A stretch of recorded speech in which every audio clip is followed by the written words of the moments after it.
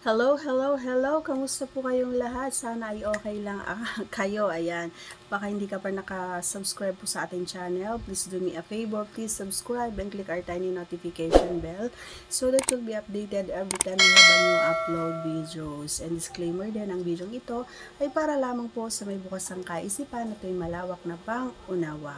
Kung wala ka po nito, maaari na lamang po mag-skip at mamili ng mga videos na rarapat po para sa inyo. Yan ang ating pag-uusapan naman ngayon ay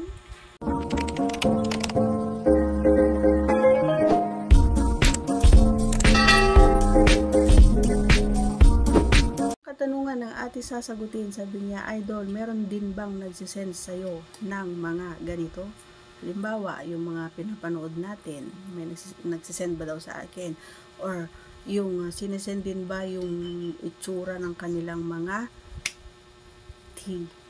yan, sinisend nila, pinipicturean nila, then sisend sa akin, meron nga ba daw? Oo, meron, madami, madami.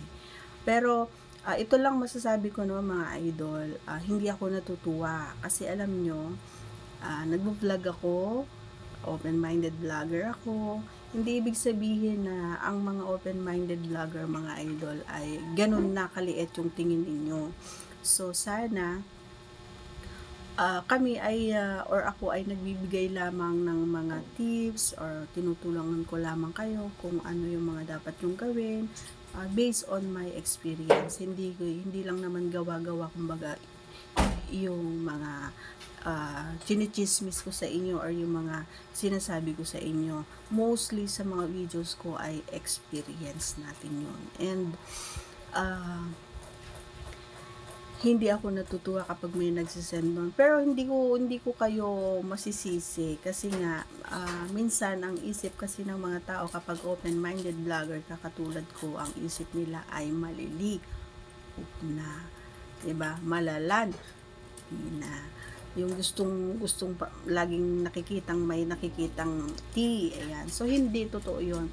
So, 'di ba hindi niyo ba napapansin kung nanonood ka ngayon na nagsisend ng mga ganon, mga videos or yung mga ano mo pinapasa mo sa akin, hindi ka ba nagtataka bakit hindi ko i-see? Alam mo 'yon, yung nakikita ko lang pero hindi ko siya nire-replyan, tinitingnan ko lang pero hindi ko siya, parang deadma ko lang.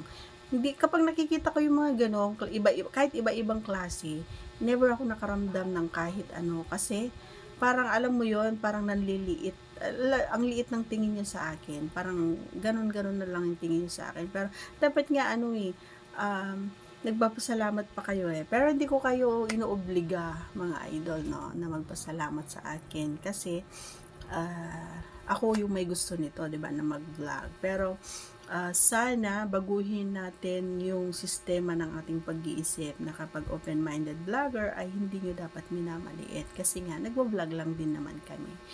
And sinasagot lang din namin yung mga katanungan nyo. Okay? So, thanks for watching. Ayan, sana wag po kayo magagalit. Ayan. Once again, please don't forget to subscribe and click our tiny notification bell so that you'll be updated every time we have a new upload videos. Thanks for watching. Bye!